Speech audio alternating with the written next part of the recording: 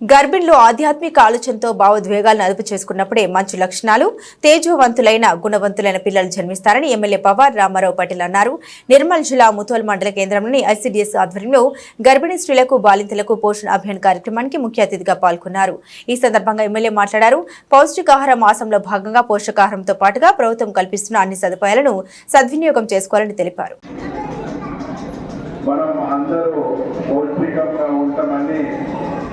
పెద్దలు చెప్పినట్ల ఆరోగ్యాన్ని కాపాడాలి కోసంగా పౌష్టికాహారం ఏదైతే ఉంది ఆ పౌష్టికాహారం ఎటువంటి వాడాలి.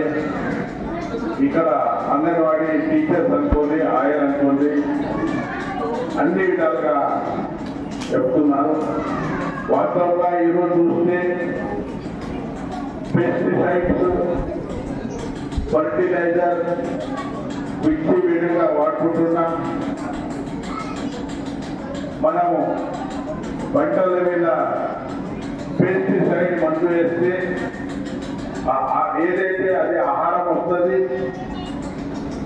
మన కూరగాయలు అనుకోండి, పండు అనుకోండి, ఇటువంటి పదార్థాలు తీసుకుంటే మన శరీరంకు చాలా మంచిది కాదు. చిన్న మీకు ఉదాహరణ చేస్తాం. మన వంకాయ కూర తింటాం. మనం వంకాయ ఆన్లైన్లో తీసుకుంటే, బాజార్లో తీసుకుంటే అది సింథటిక్ వాడి అది మనకు అమ్ముతారు, అదే మనం తింటాం. కానీ మన ఇంట్లో ప్రతి ఇంట్లో ముంగట పెరిగి ఉంటుంది, వరండా ఉంటుంది.